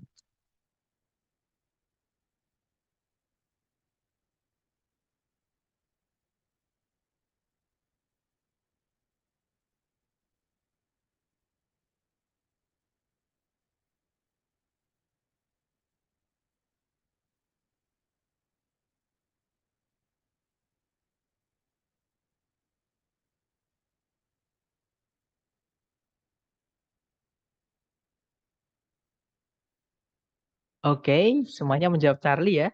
Tadi awalnya ada B, kemudian diganti C. Nggak apa-apa teman-teman, karena mungkin eh, kepleset gitu ya, kurang teliti nggak apa-apa. Tapi yang pasti teman-teman udah ketemu. Semuanya berarti menjawab Charlie. Mari kita cek bareng. Seperti biasa dicari predikat dulu. Di situ ada is, subjeknya virus. Kemudian ada conjunction that. Nah, conjunction di sini dia menjabat sekaligus sebagai subjek ya, teman-teman. Karena setelahnya itu langsung diikuti predikat. Nah, memang ada beberapa conjunction itu yang bisa merangkap posisi sekaligus menjadi subjek. Nah, itu nanti kita bahas di hari ke-10. Intinya gini, sementara kalau teman-teman menemukan ada conjunction kok setelahnya langsung diikuti predikat dan itu di soal, kan nggak mungkin salah, karena yang bikin orang New Jersey, teman-teman misalnya gitu ya. Itu berarti conjunction-nya merangkap sekaligus jadi subjek. Gitu ya. Nah, intinya kalimat ini sudah lengkap, subjek predikat, conjunction, subjek predikat. Sentencing, nggak ada masalah. Masalahnya berarti di phrasing. Titik-titik terletak di sebelum kata benda virus. Itu letaknya kata sifat. Ya, betul. Jawabannya yang Charlie ya, teman-teman. Jadi nanti kalau dibaca, a virus is a tiny infectious agent that replicates inside living cells. Jadi, sebuah virus merupakan sebuah pelaku infeksi yang sangat kecil yang mereplikasi atau melipat gandakan diri mungkin gitu ya di dalam sel-sel hidup inangnya mungkin maksudnya seperti itu. Oke, kalau yang alpha salah karena ada conjunction lagi, sedangkan di soal sudah ada conjunction, nanti ada dua conjunction teman-teman. Kalau ada dua conjunction, subjek predikatnya harusnya 3. Sedangkan di soal cuma 2. Nggak bisa ya yang alpha. Nah, kalau yang bravo kebalikannya.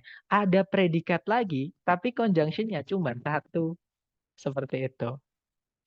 Berarti subjek predikat kalau lebih dari satu dalam satu kalimat harus ada conjunction ya, Sir. Betul, Miss Citra. Itu materi kita chapter 2, Miss. Oke, nanti mungkin boleh di-review lagi ya, Miss. Di chapter 2 kita bahas tentang penggunaan conjunction atau konektor di dalam kalimat. Jadi, subjek predikat di dalam kalimat lebih dari satu nggak masalah. Syaratnya kalau ada subjek predikat di dalam kalimat lebih dari satu, maka kita butuh conjunction. Dan nanti jumlahnya mengikuti. Maksudnya kalau misalkan satu conjunction ya dua subjek dua predikat. Dua conjunction tiga subjek tiga predikat. Dan seterusnya. Gitu ya. Nah kalau yang delta sama itu ada subjek predikat lagi tapi tidak ada conjunction. Nggak bisa teman-teman. Oke, jadi jawabannya yang alpha. Lanjut ke nomor berikutnya. Silahkan teman-teman. Jangan takut salah. 30 detik dimulai dari sekarang. Silahkan.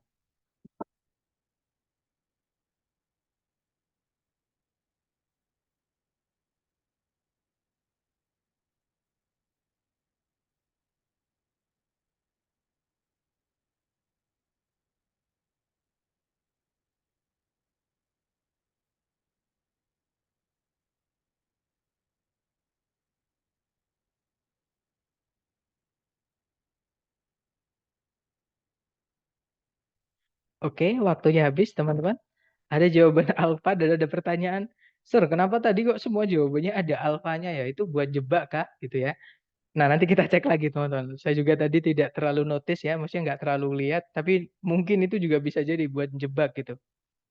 Oke, ada jawaban Charlie juga. Mari kita cek bersama teman-teman. Seperti biasa dicari predikat dulu di soal. Di situ ada kata is known, auxiliary verb. Itu predikat ya. Subjeknya adalah element gold. Kemudian, nah ada conjunction teman-teman, yaitu because. Subjeknya adalah gold, predikatnya adalah is. Nah, nggak ada predikat lagi, juga nggak ada conjunction yang menghubungkan dua subjek, dua predikat. Mohon maaf teman-teman, tiba-tiba TV saya nyala. Maaf ya, saya juga kaget. Jadi, saya ulangi lagi.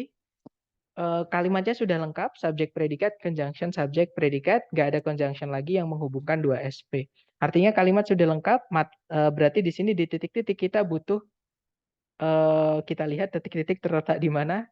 Ternyata terletak di sebelum kata benda gold di subjek. Nah, yang bisa menjelaskan kata benda tempatnya di sebelumnya itu adalah kata sifat. Nah, jawabannya yang alfa, teman-teman. Ya. Kalau Bravo kenapa salah ada predikat lagi, nanti predikatnya double. Charlie kenapa salah ada conjunction lagi, nanti duanya conjunctionnya dua maksud saya. Subjek predikatnya nanti harusnya tiga. Sedangkan di soal cuma dua gitu ya. Kalau yang delta, as itu ada dua kelas kata teman-teman. Dia bisa saja di conjunction, nggak butuh conjunction ya. Dia juga bisa jadi preposition, artinya sebagai. Nah kalau ini misalkan kita anggap preposisi, nanti yang awalnya subjek elemen gold itu jadi objeknya preposisi as. Dan akan berubah menjadi keterangan. Malah yang delta ini nanti malah jadi salah kaprah, karena kita akan kehilangan subjek. Gitu ya, jadi jawabannya yang alpha. Nanti kalau dibaca, the element gold is also known as the noble metal because gold is highly resistant to corrosion and oxidation. Seperti itu.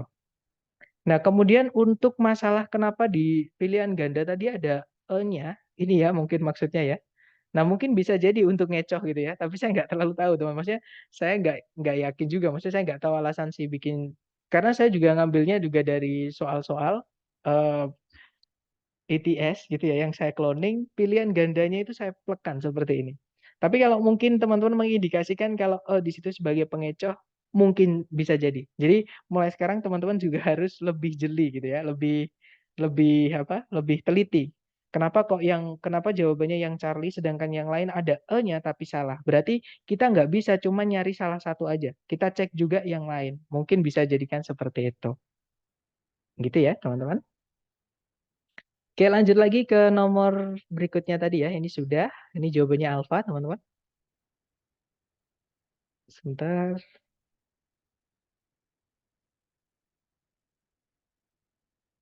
Oke, dicoba dulu waktunya 30 detik dimulai dari sekarang. Silahkan, teman-teman.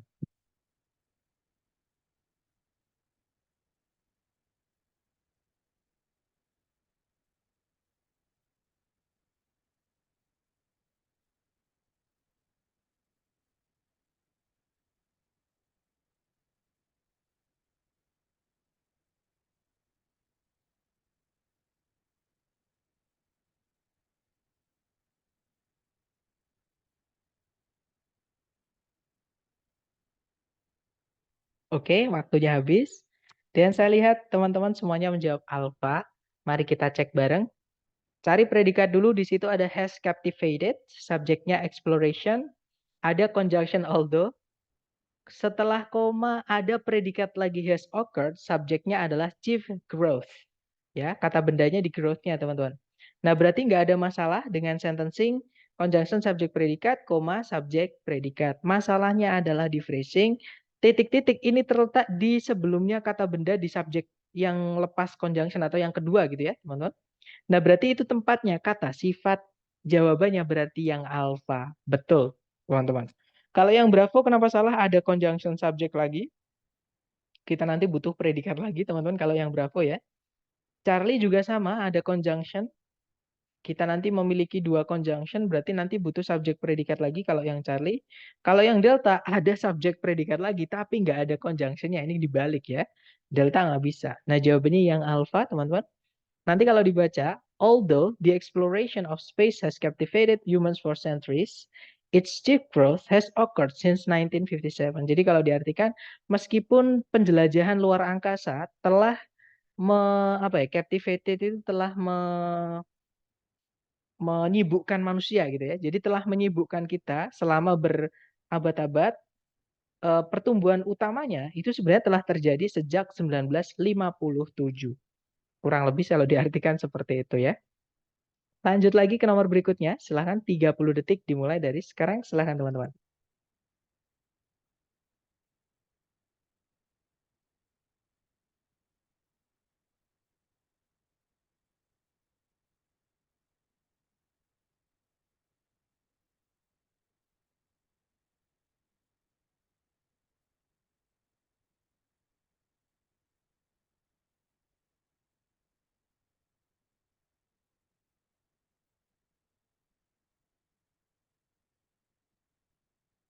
Oke, waktunya habis. Dan saya lihat ada jawaban Charlie dan juga Delta ya. Mari kita cek. Seperti biasa cari predikat dulu teman-teman. Kalau ditarik dari depan ke belakang. Nah, ada verb satu yaitu work. Ya. Subjeknya adalah chambers. Kemudian tidak ada predikat lagi. Juga nggak ada conjunction yang menghubungkan dua subjek, dua predikat. Nggak ada masalah dengan sentencing, teman-teman. Berarti di sini masalahnya adalah di phrasing, ya. Nah, kalau kita lihat yang alpha, itu ada conjunction if ya. Kita nggak butuh conjunction kalau subjek predikatnya cuma satu. Artinya alpha nggak bisa, teman-teman. Kalau yang bravo, four of chambers. Nah, teman-teman tahu, masih ingat kenapa yang bravo ini salah? Masih ingat tadi alasannya? Sama kayak yang one of oil fields tadi, teman-teman. One of titik-titik terus oil fields. Ya, harus ada the atau teman-temannya the baru diikuti kata benda. Ya, teman-teman, betul. Nah, sedangkan yang Bravo ini salah karena setelahnya for of tidak ada the atau teman-temannya the. Nanti jadi ini langsung ketemu kata benda yang mana tidak bisa, teman-teman. Jadi Bravo juga nggak bisa ya. Nah, kalau yang Charlie ada determiner the sama determiner for. Bedanya kalau the itu yang masuk salah satu dari tiga yang boleh keluarnya salah satu tadi ya. Sedangkan for itu miliknya kardinal. Nah, itu boleh teman-teman. Kemungkinan Charlie bisa. Kalau yang delta di situ ada predikat lagi. Sedangkan tidak ada conjunction, delta tidak bisa. Jadi jawabannya yang Charlie teman-teman. Nanti kalau dibaca, the four chambers of the heart always work together to ensure efficient blood circulation. Kalau diartikan, keempat ruang atau bilik gitu ya mungkin nyebutnya. Jadi keempat bilik dari jantung selalu bekerja bersamaan untuk memastikan sirkulasi darah yang efisien atau yang lancar. Seperti itu. Oke, lanjut lagi ke nomor berikutnya, teman-teman. Silahkan dicoba dulu 30 detik dimulai dari sekarang. Silahkan, teman-teman.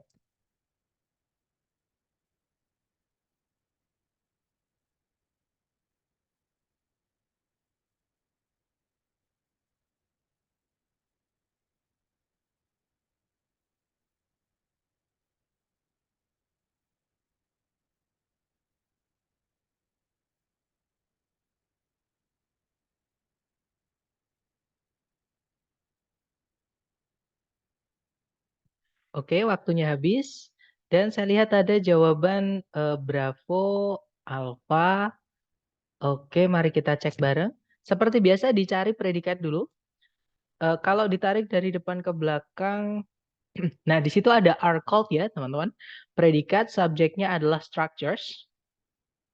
Nah ini juga frasa teman-teman. Lihat kan, subjek itu bisa panjang banget sampai sini. Ini yang saya maksud kenapa cari predikatnya dulu biar lebih sempit nyari subjeknya.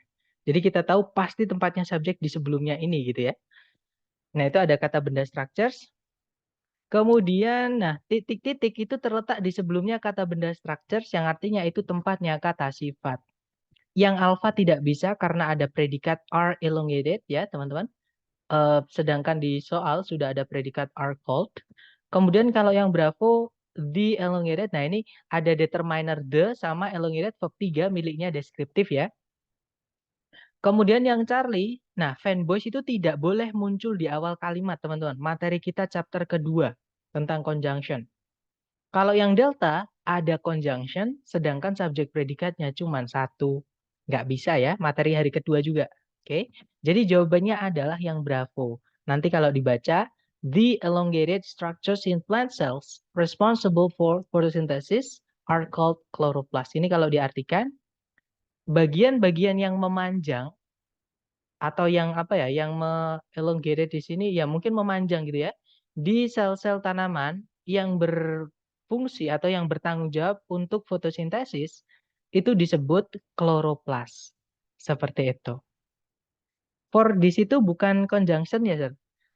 For-nya di sini dia adalah preposition, Miss. Karena nggak ada koma sebelumnya. Ya, jadi fanboys itu jadi conjunction ketika sebelumnya ada satu koma. Materi kita chapter kedua. Nah, nanti boleh di-review lagi ya. Mungkin buat teman-teman yang masih bingung membedakan for, and, nor, but, or, yet, so yang sebagai conjunction dan yang bukan, maksudnya yang tidak usah dianggap, ya, itu teman-teman boleh mereview kembali materi hari kedua. Karena di sesi sore, sesi malam saya sampaikan.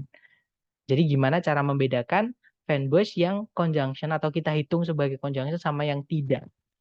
Seperti itu. Oke, lanjut lagi teman-teman ke nomor berikutnya. Silahkan dicoba dulu, waktunya 30 detik, dimulai dari sekarang, silahkan.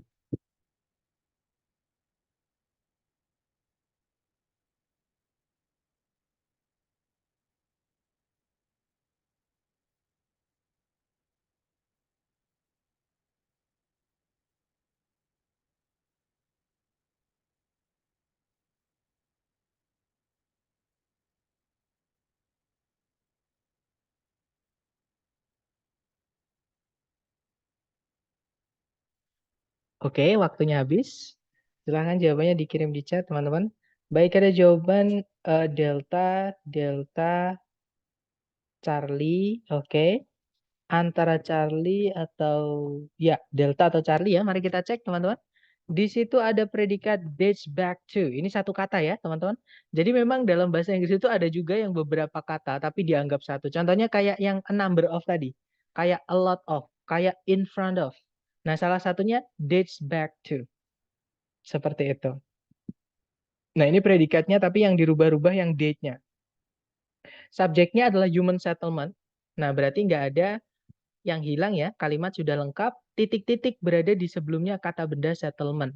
Nah, ini berarti kita butuh kata sifat saja. Kalau yang alpha, nah ini sebenarnya memang kata sifat, teman-teman. Noun di situ kan verb 3 ya, dan verb 3 yang berdiri sendiri itu cuman bisa jadi kata sifat. Cuman kata sifatnya di sini ada embel-embel panjangnya. Seperti itu. Jadi noun sampai to be the oldest itu ada tambahannya lah, bisa dibilang seperti itu. Yang mana kalau panjang seperti ini kalau ditaruh di sebelumnya subjek, nanti jadi penanda inversi nomor 5, teman-teman. Materi kita chapter 4 ya, atau hari keempat kita belajar tentang inversi. Nah, penanda nomor 5 itu adalah verb 3 atau verb ing yang panjang, dipindah sebelumnya subjek dan gak ada koma. Sedangkan di soal ini tidak ada bentuk inversi, artinya yang alfa tidak bisa. Kalau yang Bravo ada conjunction that, sedangkan subjek predikatnya cuma satu. Bravo nggak bisa. Kalau yang Charlie ada subjek predikat lagi, tapi tidak ada conjunction. Nanti subjek predikatnya dua, pemborosan ya teman-teman. Atau nanti kita butuh satu conjunction lagi kalau kita masukkan yang Charlie. Nah, jawabannya adalah yang Delta. Di situ ada the, oldest, D itu miliknya determiner, oldest itu miliknya deskriptif atau epithet yang age atau umur tadi ya. Noun itu adalah participle, miliknya deskriptif atau epithet juga. Jadi nanti kalimatnya kalau dibaca, the oldest known human settlement dates back to roughly 10,000 BC. Ini kalau diartikan kurang lebih apa ya bahasa Indonesia yang enak itu settlement itu kependudukan gitu ya. Maksudnya gini teman, zaman dulu kan manusia itu nomad ya. Nomad itu nomaden. Nah, nomaden itu berpindah-pindah untuk mencari makan dan tempat tinggal. Nah, settlement itu pertama kali manusia itu menetap di satu tempat untuk eh ya menetap gitu ya, untuk tinggal, untuk hidup gitu. Jadi nggak lagi pengelana gitu. Nah, itu namanya settlementnya. Prosesnya itu namanya settlement. Jadi proses penetapan manusia pertama kali yang pernah diketahui atau tertua yang pernah diketahui itu sudah ada sejak kira-kira 10.000 tahun sebelum Masehi. Seperti itu. Oke, lanjut lagi. Oke, ternyata sudah habis, teman-teman. Nah, itu tadi tentang kata sifat ya, atau adjektif. Intinya gini, teman-teman. Adjektif itu ada 3. Nah, fungsinya adjektif itu semuanya sama, pasti menjelaskan kata benda. Nah, kalau dia menjelaskan kata benda dan nempel dengan kata benda yang dijelaskan, itu letaknya di sebelum kata bendanya. Jadi kata sifat dulu, baru kata benda. Nah, kadang kata sifat itu muncul lebih dari satu. Urutannya adalah determiner, deskriptif, dan noun adjunct, baru kata benda yang dijelaskan setelahnya. Seperti itu. Berarti dari kata sifat itu bisa dalam satu kalimat ya. Berarti dari kata sifat itu bisa, berarti dari kata sifat itu, maksudnya gimana, Miss? Berarti dari kata sifat itu bisa dalam satu kalimat ya, Sir. Sebentar, saya ini ya, saya unmute. Mungkin bisa di unmute nggak apa-apa. Sambil saya absen, teman-teman, sebentar. Jangan meninggalkan lapangan upacara dulu ya. Saya rekam dulu. Maksudnya saya absen sebentar.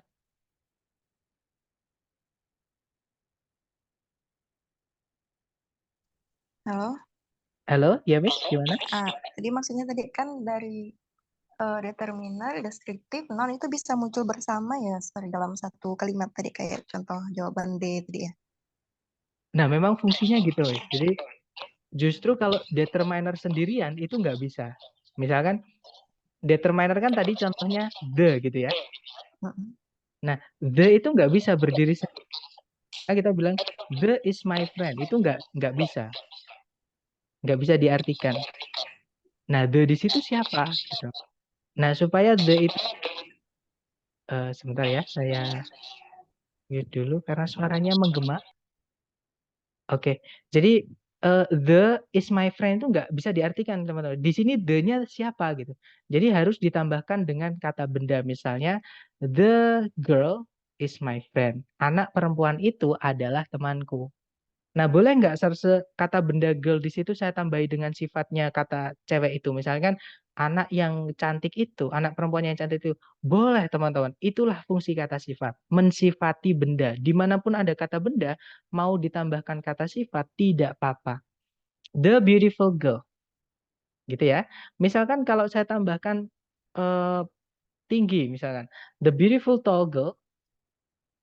Gitu ya. Atau misalkan saya kasih asalnya dari mana? Misalkan dari Cina.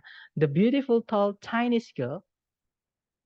Nah, itu kan panjang. Jadi kalau ditanya apakah kata benda dan determiner dan kata sifat yang lain lah intinya itu bisa muncul sekali dari satu, itulah yang disebut dengan frase, teman-teman, yang hari ini kita pelajari ya.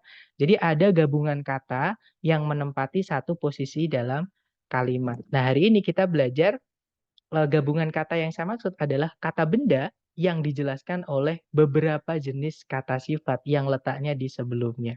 Jadi kalau ditanya apakah terutama determiner tadi saya mendengarkan apakah determiner bisa muncul lebih dari satu di dalam kalimat?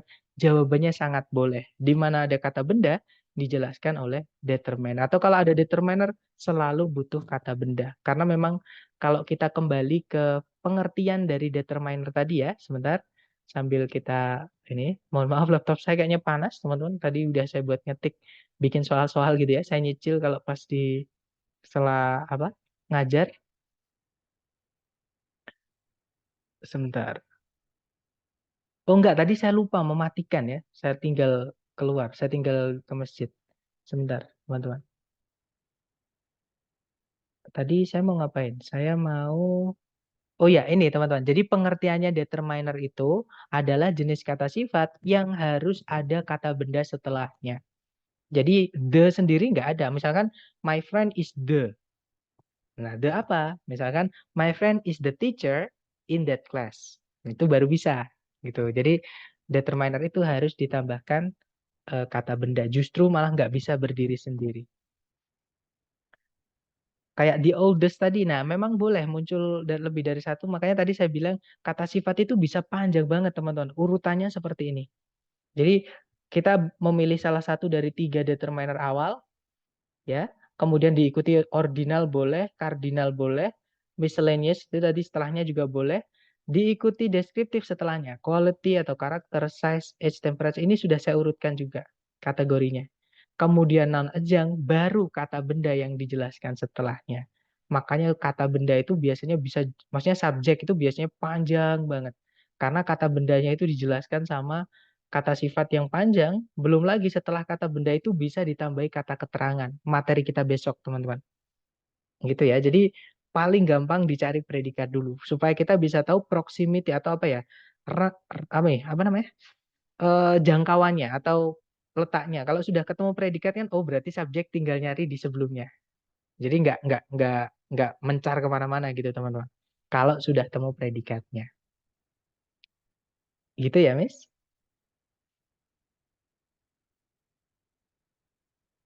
Nah, mungkin ada pertanyaan dan urutannya ini juga kadang keluar yang dicontoh tadi ya. Jadi urutan misalkan kita butuh kata benda tapi panjang. Nah, itu urutannya biasanya kata sifatnya determiner dulu, deskriptif sama noun adjunct. Dan diingat-ingat lagi jangan hafalan, teman-teman. Saya sarankan gitu ya, karena hafalan menurut saya bukan belajar. Teman-teman tulis saja, sering-sering latihan nanti akan hafal sendiri. Seperti itu. Gimana? Mungkin ada pertanyaan lagi? Silahkan.